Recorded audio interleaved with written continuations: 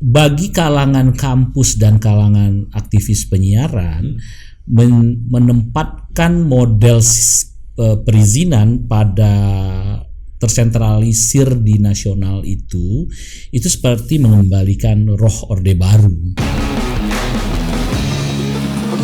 Bang Apni Jayaputra. Imam Priyono.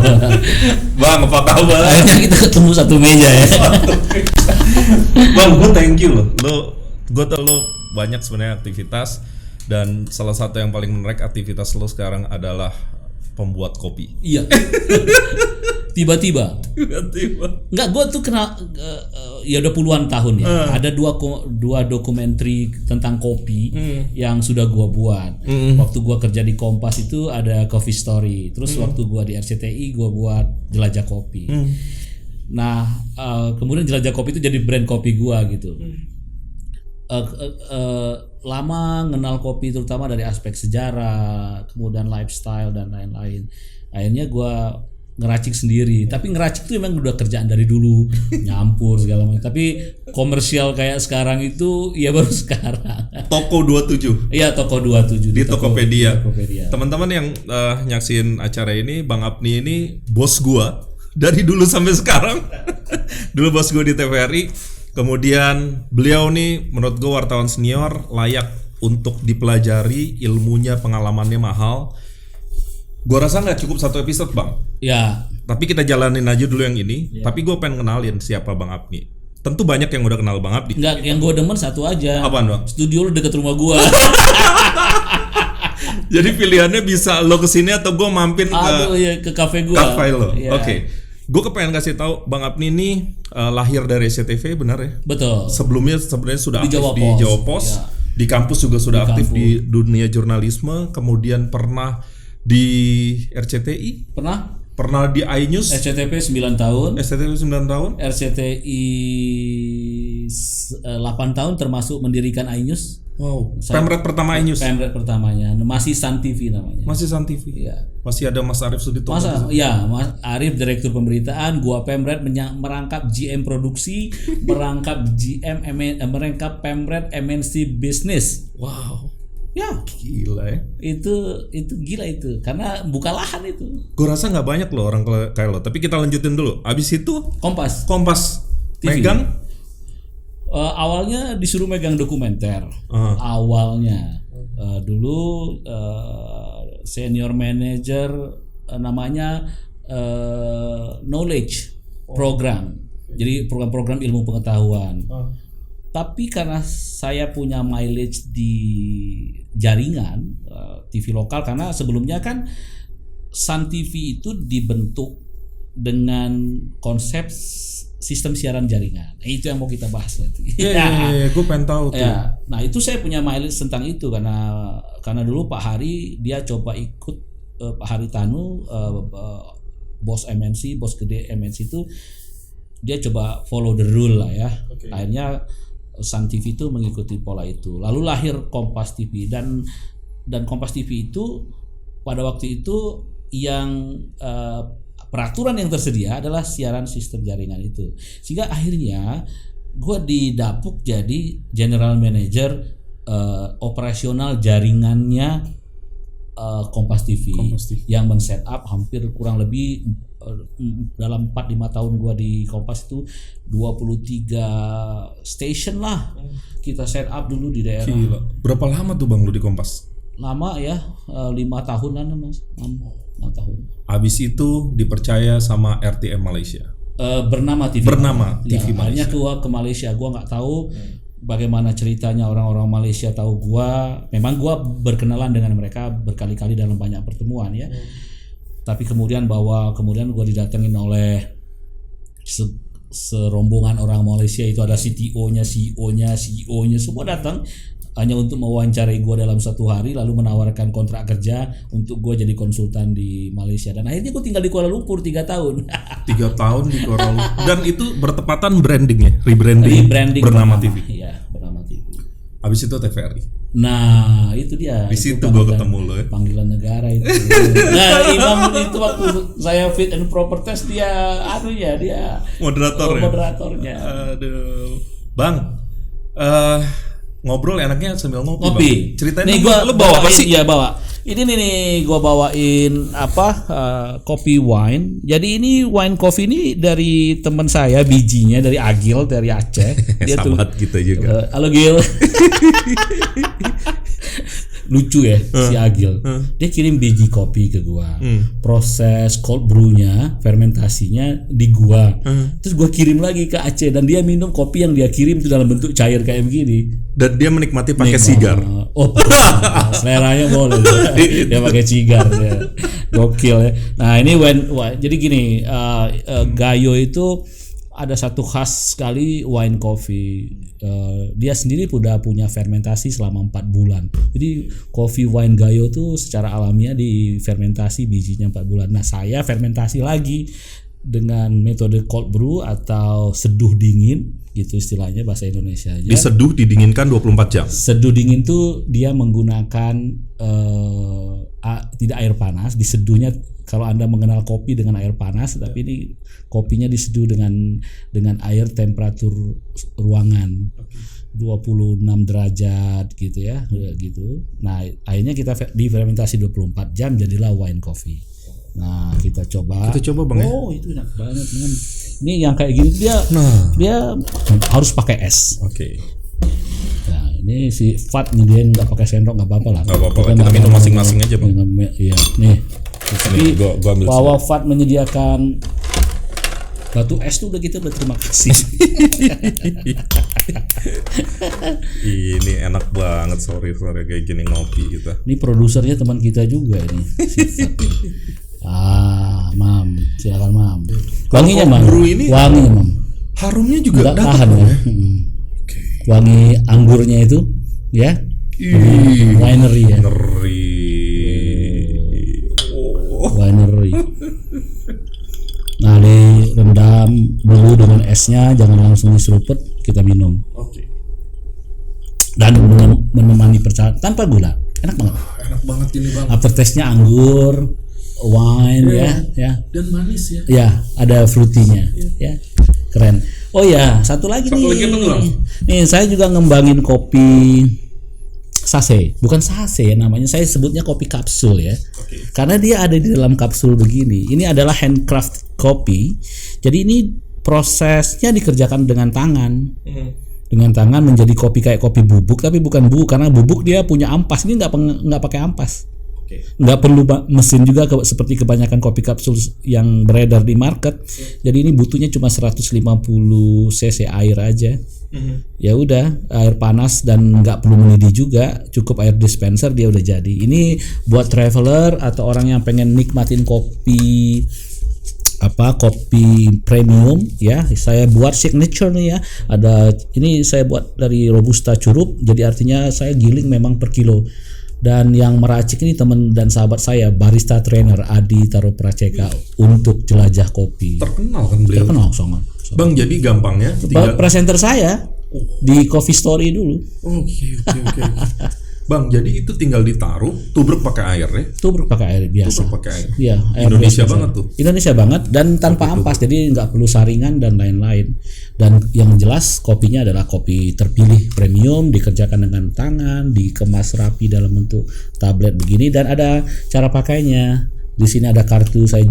Karena kopi itu juga mengedukasi sebenarnya. Karena kopi itu bukan sekedar minum, tapi dia sensasi, tapi dan juga cerita. Dan kopi adalah teman wartawan.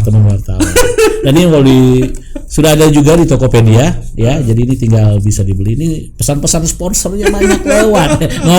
Ngobrolnya belum. Inilah enaknya punya podcast ini. Aduh.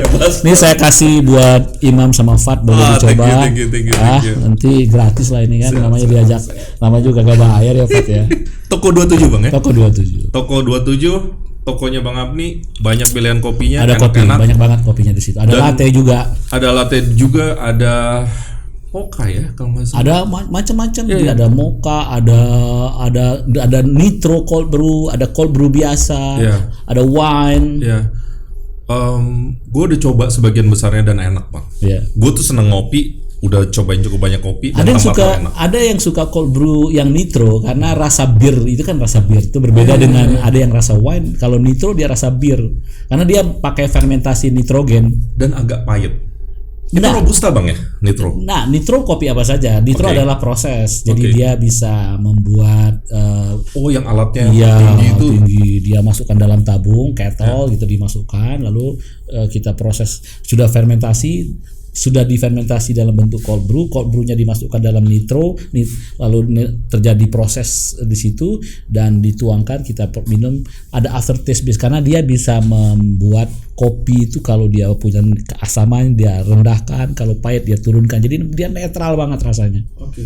Enak. Lu belajar dari mana sih bang? Lu kok jadi kebanyakan otodidak. Oke. Selain tanya teman-teman teman-teman barista. Sekarang dulu kan karena saya bikin dokumenter saya sering ngobrol. Jadi saya ngobrol sama dia dan kebanyakan kopi yang saya racik itu memang dari black. Karena seorang penikmat kopi selalu bilang gini, coffee is always black. Bang, tapi ini gila nih, Masya Allah, ini enak banget bang.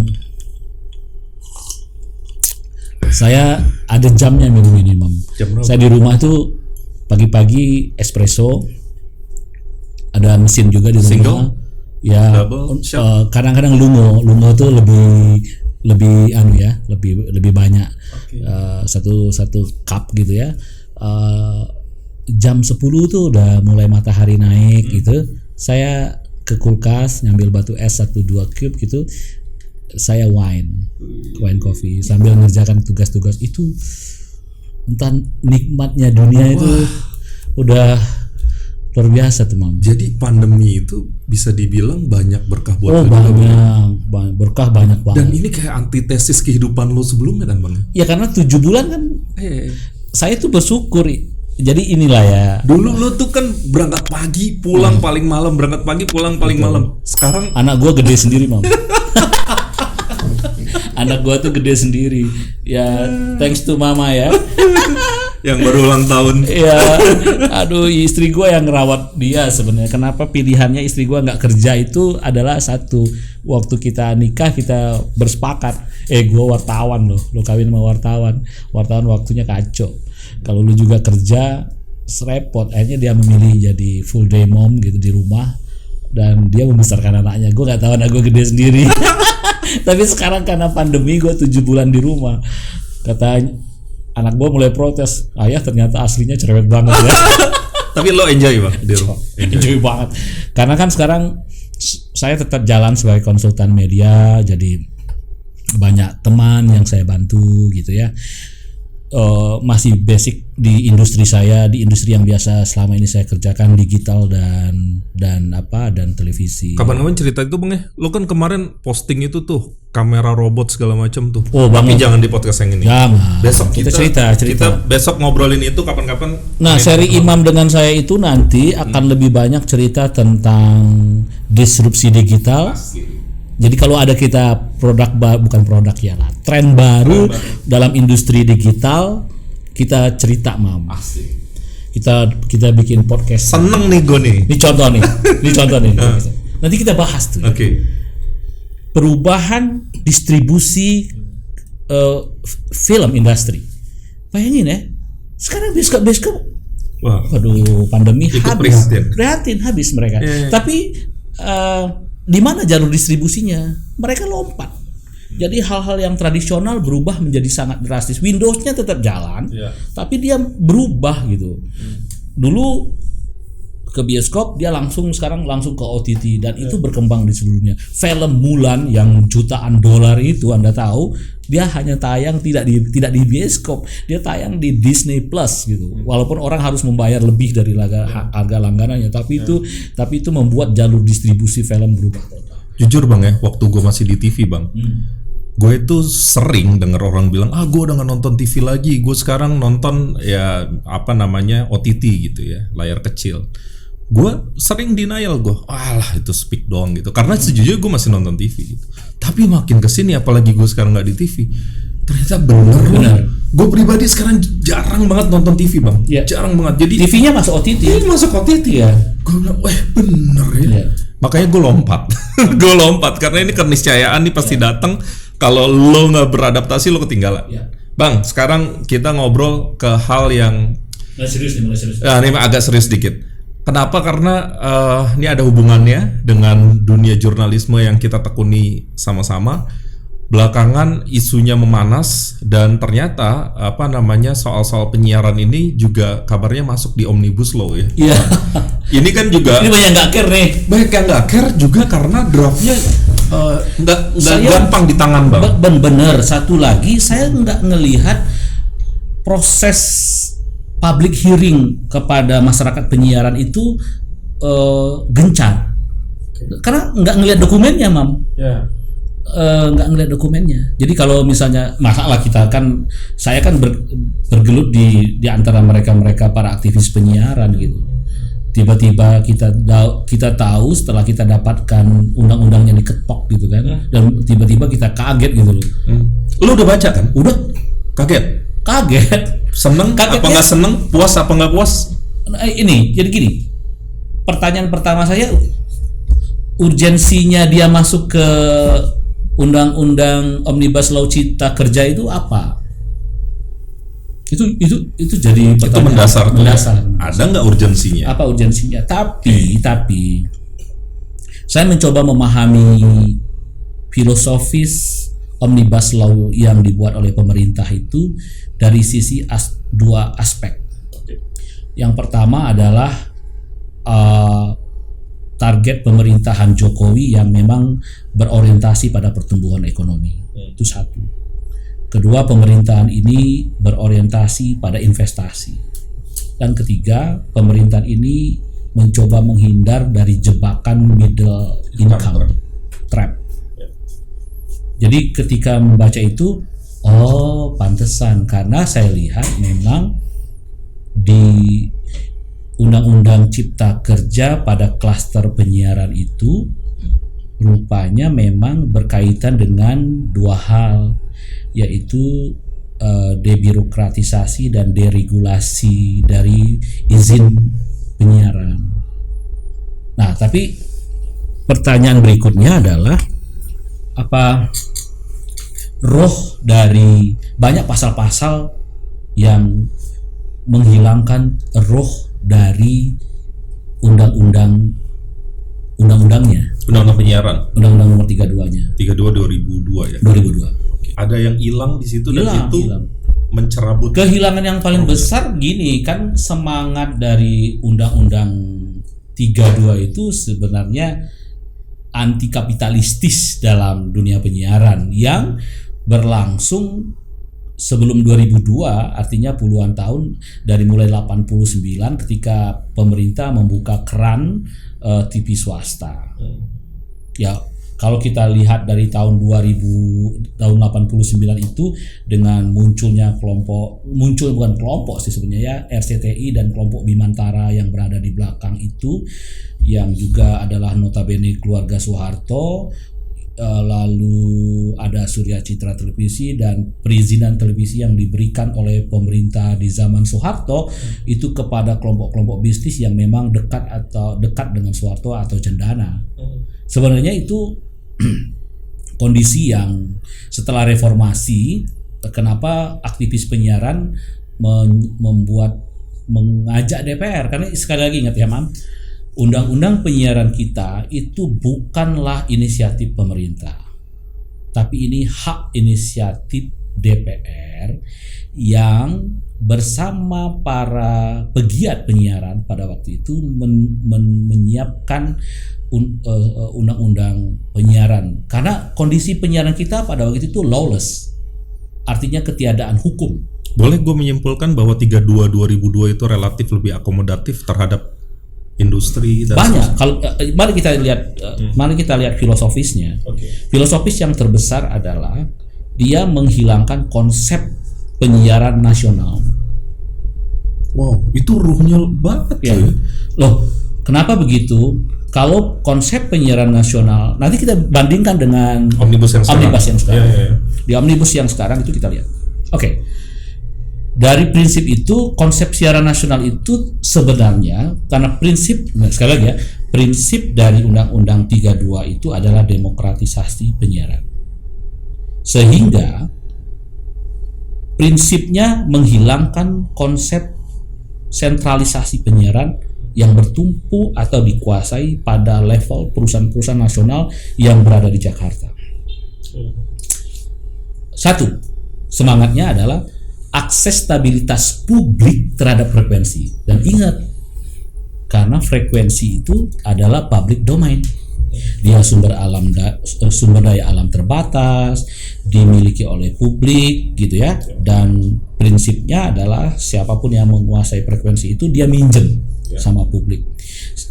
Dikelola oleh negara untuk kepentingan publik dan dipinjam oleh pengusaha-pengusaha televisi ini. Itu prinsip akses stabilitas publik terhadap frekuensi. Artinya siapa saja boleh punya itu. Karena itu kan disusunlah sebuah konsep, ada yang disebut dengan nanti ada siaran sistem jaringan atau sistem siaran jaringan SSJ. SSJ ini adalah bahwa sebuah stasiun televisi yang akan mendirikan siaran secara nasional tidak lagi secara sentralistik dari Jakarta, tapi harus memulainya dari daerah-daerah. Nah, daerah-daerah memiliki peran sampai 20% konten lokal yang harus dimasukkan di dalam sistem siaran jaringan. Oke. Nah, siapa aja yang udah masuk dalam kondisi itu? Sebenarnya semua TV wajib bermigrasi menjadi menganut siaran sistem jaringan tadi SSJ. Tapi ada 4 televisi baru yang saya tahu adalah iNews ya, kemudian Kompas, lalu Raja Wali yang dulunya B Channel kalau nggak salah saya, lalu yang terakhir adalah Net. Jadi 4 TV. Nah, 4 TV ini sekarang berada dalam satu asosiasi yang sama. Ya, kemudian ada asosiasi sebelumnya yang memang 10 TV yang sebelumnya ada. Nah, itu penting. Jadi di Omnibus Law yang sekarang itu dibalikan rohnya, dibalikin lagi ke arah siaran secara sentral baik dari perizinan maupun konsep secara nasional. Itu ada di apa dampaknya, Bang? Ini kan perubahan paradigma yang signifikan tuh, Bang. Nanti kan kita lihat tuh, Mam ya. Dia akan melihat, saya baca. Saya bawa undang-undangnya, saya juga bawa pandangan-pandangan dari Pak Joni Plate tentang pentingnya hal-hal yang strategis dalam telco dan penyiaran di dalam Omnibus Law. Tetapi juga kita mau lihat, ini kita baca ya. Nah, secara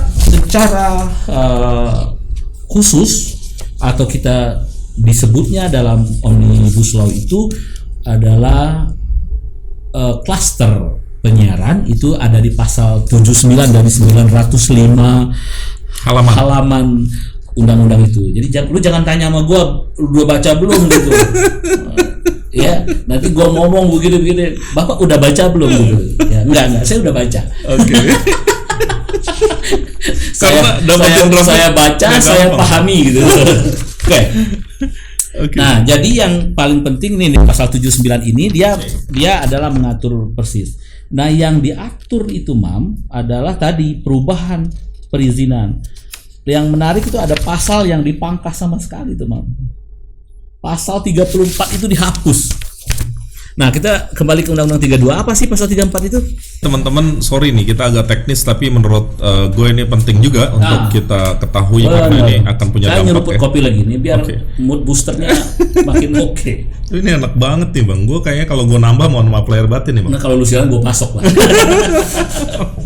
Bang, tolong wine-nya, Bang. Gitu ya. Nah, pasal 34 itu kalau kita lihat memang menyangkut soal perizinan. Nah, ini mestinya saya belum begitu ini disahkan di ketok palunya, ini saya belum dengar pendapat kawan-kawan di komisioner di KPI loh. Halo Mas Andre, Mas Agung. Pak Ketua KPI. Saya belum dapat tanggapan. Justru Aji lebih dulu komen. Dan kalangan kampus sudah sangat responsif. Beberapa kalangan kampus itu sudah ada yang berkomunikasi dengan saya, juga kita berkontak. Pasal 34 itu, Mam, semuanya menyangkut perizinan, itu dihapuskan. Di situ ada peran KPI. Jadi artinya pada Undang-Undang Omnibus Law ini peranan KPI Komisi Penyiaran Indonesia dalam proses perizinan sudah tidak ada lagi. Hilang. Hanya di Kominfo berarti. Semua ada di Kominfo. Sentralistis sekali. Ini kayak Depen dulu. Wow. Nah, ini tertuang banget ya. Saya bandingkan di terpusat ya. Nah, ini semua. Oke, saya bacakan perubahan ketentuan pasal 33 ya. Pasal-pasalnya diubah di pasal 33. Penyelenggara penyiaran dapat diselenggarakan setelah memenuhi perizinan berusaha dari pemerintah pusat. Nah, ini di Omnibus Law-nya. Padahal di pasal 33 sebelumnya bahwa ini menyangkut bahwa proses perizinan itu melibatkan Komisi Penyiaran Indonesia. Pasal 33. Kita belum dengar ya KPI kasih komentar soal ini. Saya belum dengar. Mestinya KPI yang risau. Karena gini, karena proses ini kan memang saya kan adalah saya kan orang yang pernah terlibat dalam proses perizinan 2 stasiun. Dulu Sun TV dan Kompas ya. Memang dulu sampai kita sebutkan, memperoleh izin televisi itu lebih sulit daripada memperoleh izin tambang. Gitu. Segitunya ya. Segitu sulitnya dulu. Tapi juga tidak, saya setuju disederhanakan, tapi jangan menghilangkan rohnya. Oke. Karena yang hilang tuh rohnya, Ya. Jadi ini pasal 34 itu misalnya ya, pasal 34 itu.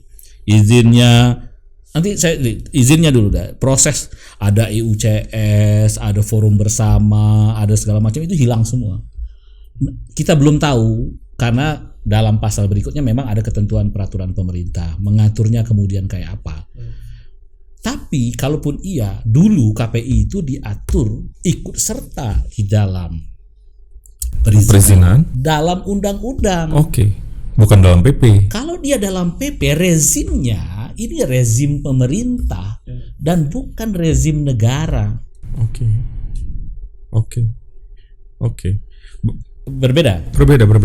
Bang, saya mendengarkan beberapa wawancara ya terkait Omnibus Law. Ngopi dulu, silakan Bang. Salah satu yang menarik adalah karena yang dibahas begitu banyak, tapi secara sederhana kalau saya bisa menyimpulkan, yang dilakukan adalah pembahasan itu sebenarnya spesifik kepada DIM-nya saja. Jadi apabila ada undang-undang lama yang bisa dibilang pasal-pasalnya dianggap oke, itu mostly atau sebagian besar itu sebenarnya tetap bahkan bisa diklaim 2/3 dari undang-undang lama itu sebenarnya adalah pasal-pasal lama begitu ya. Undang-undang di Omnibus Law pada dasarnya 2/3-nya pasal lama. Hanya yang dimasukkan DIM-nya oleh pemerintah atau DPR itu yang dibahas gitu. Pertanyaan saya sebenarnya, seberapa besar pada saat proses ini berlangsung, teman-teman industri ini, pegiat media dan seterusnya ini dilibatkan, Bang? Tadi Abang sudah sempat bilang ya, nggak banyak gitu terdengar. Tiba-tiba nggak banyak. Tiba-tiba ketok palu dan ada gitu. Dengar karena gitu, saya mendapatkan aura yang kaget gitu dari kawan-kawan Aji. Aji terutama mempermasalahkan pada siaran sistem jaringan yang menjadi roh dari undang-undang penyiaran. Apa sih Bang yang paling sederhana bisa ditangkap masyarakat? Kenapa berjaringan dan kenapa itu dianggap lebih demokratis dibandingkan sistem yang sentralistik? Apa bahayanya untuk publik? Siaran sistem jaringan itu memberikan akses masyarakat di daerah kepada frekuensi. Ada soal konten lokal di situ? Iya, kewajiban konten lokal. Saya nggak tahu nanti kalau misalnya kalau mengacu pada siaran nasional, artinya 100% nasional. Itu kan yang ditakutkan kan? Karena gini, prinsip dari demokratisasi penyiaran itu 2 hal, Bang. Ya, diversity in content and diversity in ownership. Nah, kalau ini tuh nggak ada partisipasi. Satu, diversity and content itu dulu ada kewajiban 20% konten lokal itu masuk dalam siaran sistem jaringan, di mana siaran itu disiarkan secara lokal di daerahnya. Apakah kita mudah-mudahan nih kita berprasangka baik, ini harus terakomodir betul, kewajiban itu tidak hilang pada peraturan pemerintahnya nanti. Saya sepakat, kemarin saya ngobrol dengan banyak kawan asosiasi. Artinya apa? Kelanjutan ini tuh harus dikawal.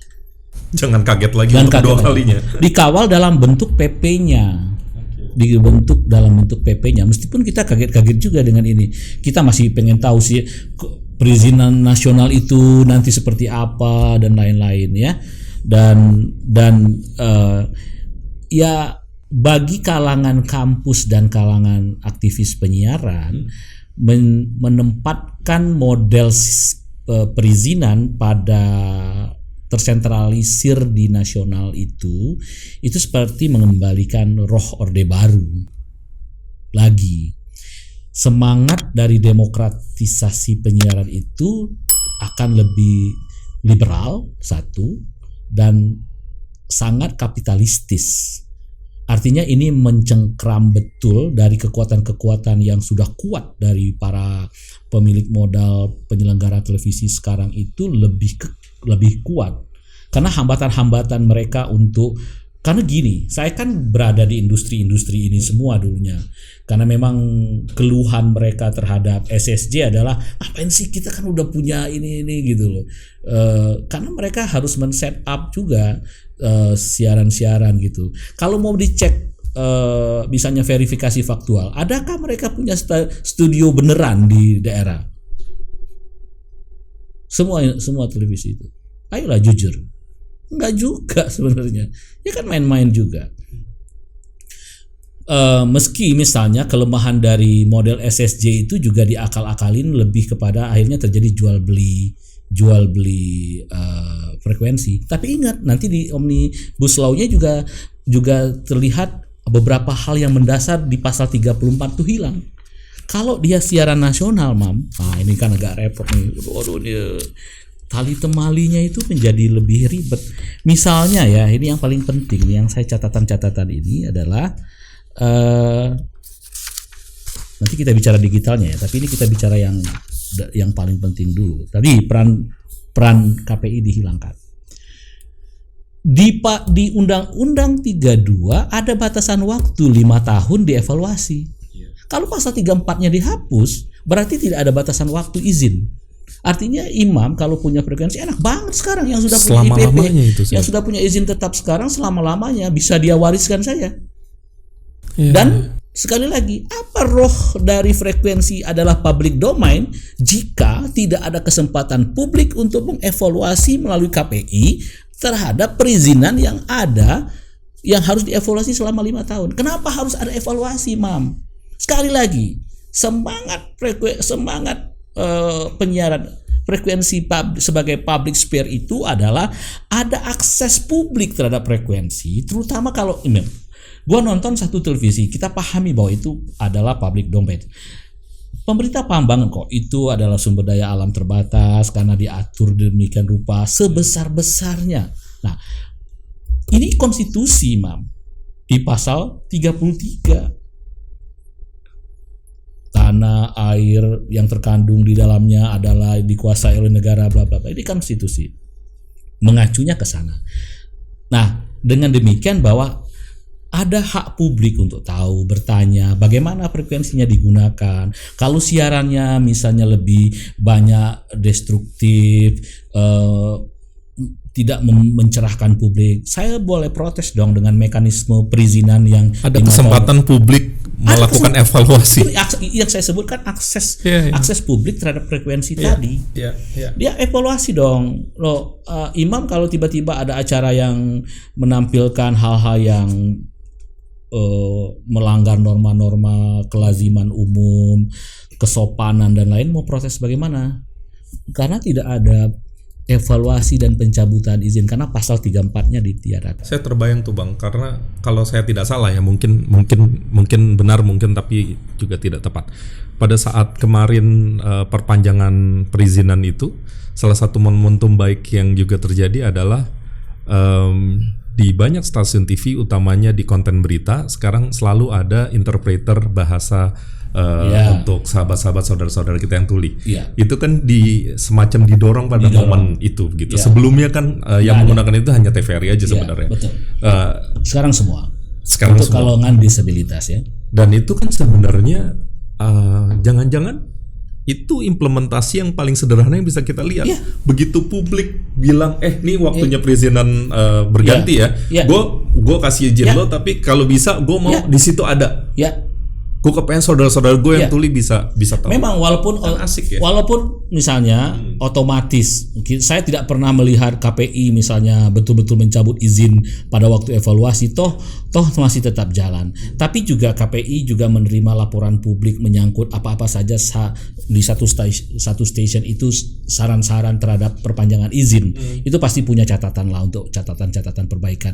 Diterima dengan catatan, dilanjutkan dengan catatan dan lain-lain. Itu banyak sekali dan itu terjadi. Nah, dengan penghapusan pasal 34 ini, maka tidak ada lagi. Jadi begitu dikasih izin, sudah selamanya Anda punya izin. Nah, ayo kawan-kawan KPI, ini ditanya ke pemerintah, bagaimana model evaluasinya, di mana? Walaupun kita tunggu PP-nya. Tunggu PP-nya, tapi meski KPI ditaruh di PP, tetap saja sebenarnya publik sudah mengalami degradasi. Satu-satunya mekanisme adalah P3SPS yang memang menjadi kewenangan KPI. Nah, itu model yang, tapi itu kan sifatnya artinya aksi reaksi. Teknis. Artinya itu betul-betul kewenangan KPI lah. Tapi kalau misalnya perpanjangan itu menyangkut perpanjangan izin berikutnya, kan KPI kan betul-betul mendengarkan aspirasi publik. Public hearing dibuat. Itu sebenarnya layaknya mahkotanya itu, Bang. Iya, rohnya hilang. Ya, yang kedua karena pasal 34 hilang ini adalah di pasal 34 itu ada larangan perpindahan tangan izin. Apa tuh dampaknya, Bang? Lo pasti lebih ngerti soal ini. Lo punya izin. Pada Undang-Undang 32 di pasal 34 itu dilarang dipindahkan. Misalnya gue pindahkan izin ini gue ke TV lo ke gue. Ya kan? Meskipun secara teknis perusahaan ini mudah saja beralih mestinya, tapi kan di pasal ini di Omnibus Law itu sama sekali, karena pasal 34-nya dihapus, maka artinya kalau kita baca undang-undang, kalau lo nggak diatur boleh dong. Iya. Kayak lampu merah kan? Iya kan? Selama tadi bilang merah itu melanggar lalu lintas karena dihapus, artinya izin boleh dipindah tangankan. Izin televisi. Jadi bisa begitu ya? Ya kan begitu. Iya. Nah, ini kan pasal-pasal yang lolos kita cermati dari debat publik. Ini saya mau komentar dikit nih.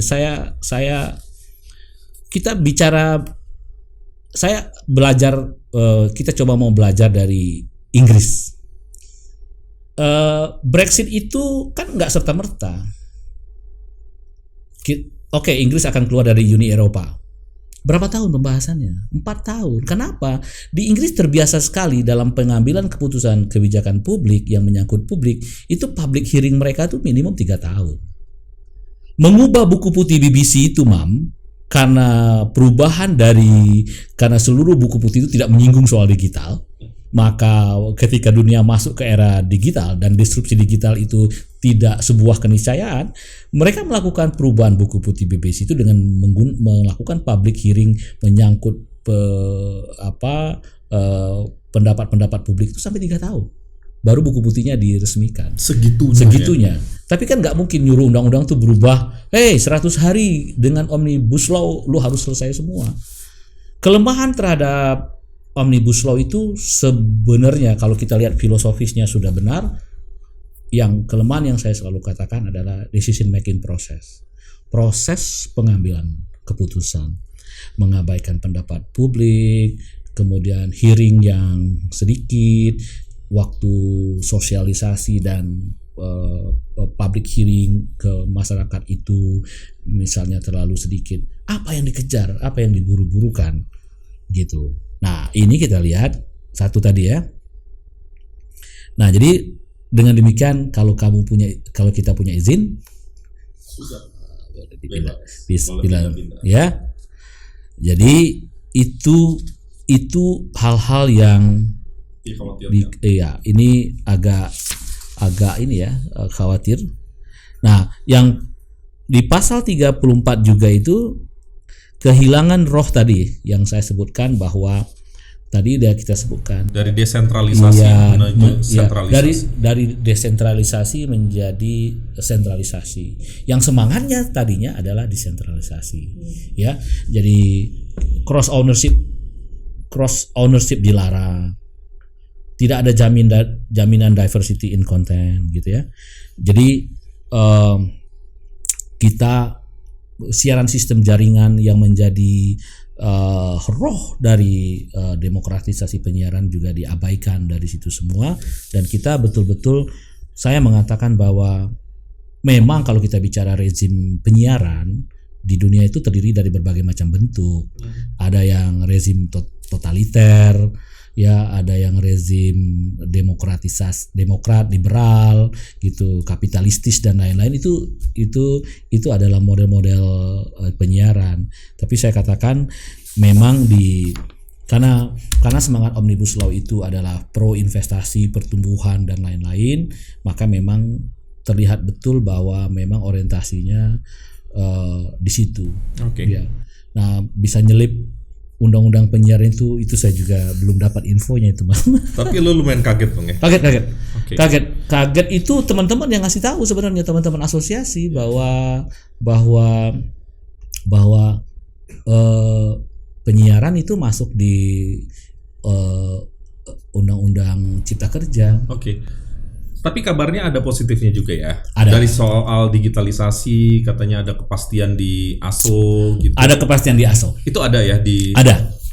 Ini menarik bahwa kemudian ini kabar gembiranya ini bagi para pemilik atau yang sudah memiliki IPP digital.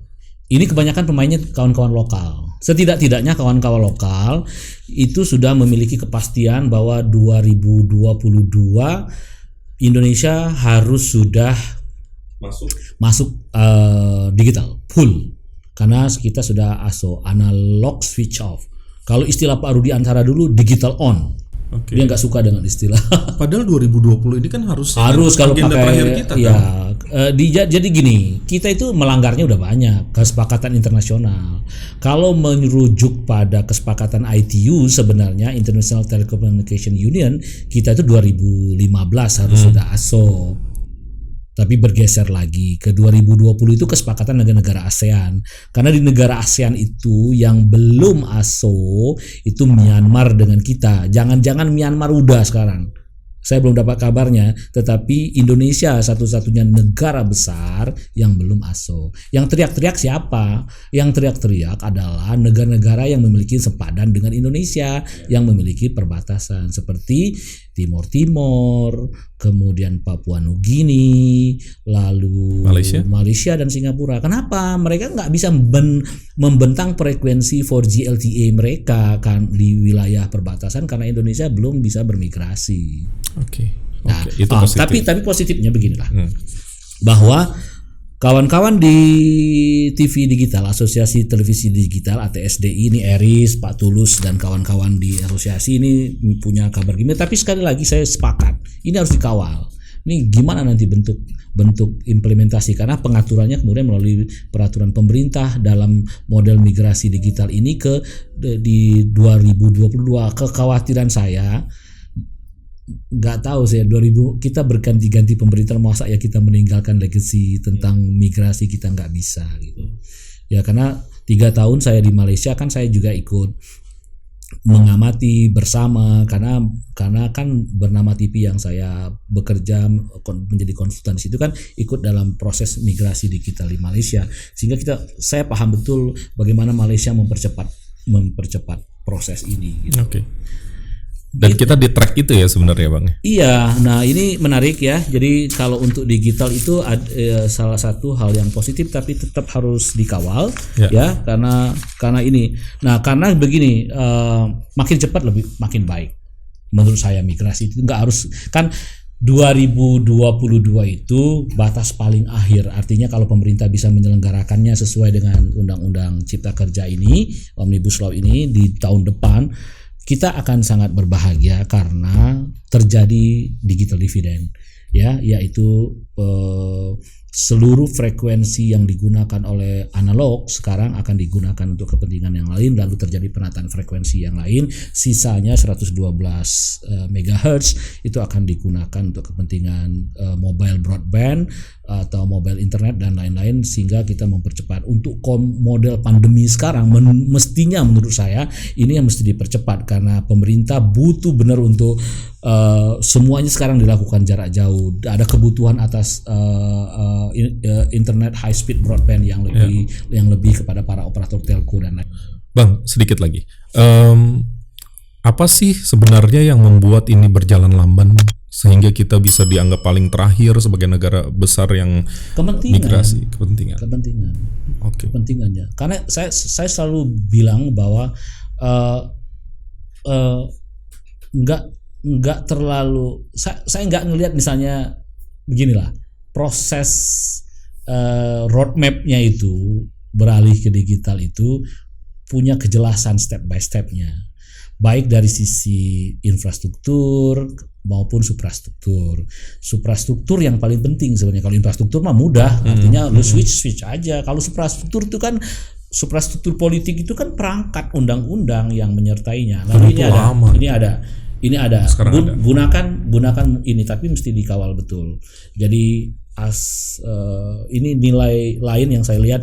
Jadi nggak melulu memang saya harus cermati bahwa Undang-Undang Cipta Kerja di pasal 79 di klaster penyiaran ini satu sisi memang mengabaikan roh Undang-Undang Penyiaran, tapi satu sisi ada lampu hijau, ya, ada titik terang dari kapan kita ASO yang selama ini nggak pernah ditentukan kapan. Gitu. Kalau ini udah dikunci tahunnya? Udah dikunci. 2022.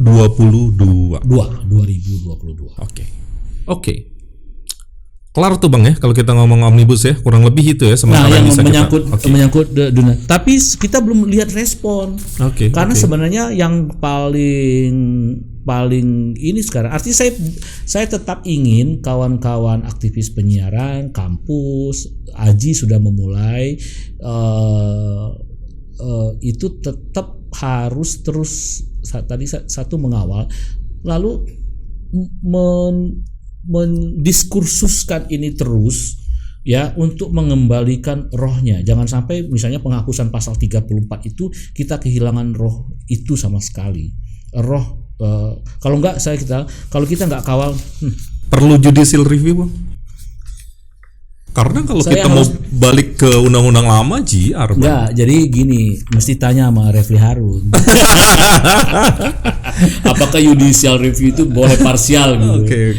Karena ada yang ingin judicial review karena tidak semua dari Undang-Undang Cipta Kerja itu yang selalu diperdebatkan oleh banyak publik dan itu di kalangan buruh adalah memang soal ketenaga kerjaan yang paling ramai kan di situ. Di klaster penyiaran ya monggo terserah kawan-kawan ya.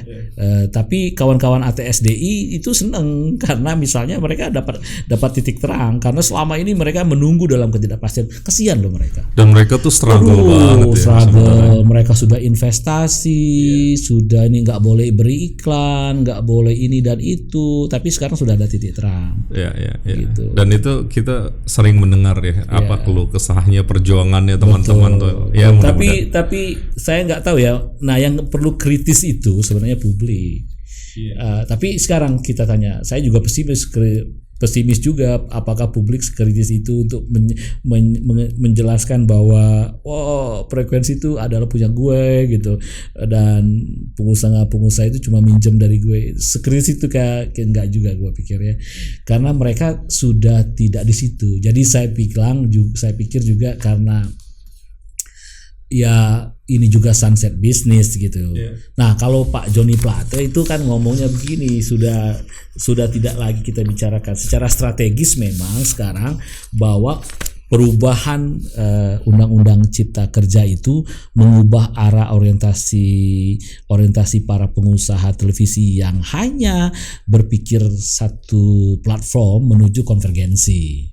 Jadi artinya media baru yang mereka kembangkan kemudian terakomodir dalam karena kan dia nanti ini undang-undang cipta kerja pada klaster penyiaran, lalu dia disinkronkan dengan undang-undang pada klaster telekomunikasi, kan di situ ada menyangkut internet broadband dan Tapi di titik ini jadi make sense ya. ya. Kita jadi paham, jangan-jangan emang ke situ, Bang. Ya. Jangan-jangan emang ke situ gitu. Walaupun mungkin ada beberapa hal yang kita anggap nggak ideal tadi soal roh dan. Ya, debat-debat publik itu Ya. hal yang umum dalam sebuah negara demokrasi, sehingga mestinya diakomodir saja gitu. Ya, ya. Hal yang menyangkut ini. Ya, saya sih gini, Mam. Kan kita harus membedakan menyampaikan pendapat dan rusuh. Ah, itu yang kan gitu ya. Nah, kalau bakar tuh rusuh, Mas. Oke. Kalau yang bikin rusuh namanya perusuh. Itu beda. Itu lo dijerat aja sama pidana dan lain-lain. Tapi kalau dia mengumpulkan pendapat apa lebih, yang nggak terbiasa sama kita tuh satu, saling mendengar. Kita tuh selalu ingin didengar, tapi mendengar nggak mau. Apalagi mendengar dan berbeda. Iya. Coba dengerin dulu gitu. Tapi Kasih kesempatan nih. Meme-nya banyak-banyak tuh. Baca 905 halaman. Gitu ya. Mau tarik sama dorong aja nggak bisa bedain. Di Indomaret gitu. Iya. Gitu. Tapi kalau soal pembelaan pasal 1000 lebih itu saya ingat dulu di zaman Helmi Yahya ada pembelaan yang nggak dibaca juga. Balik ke laptop.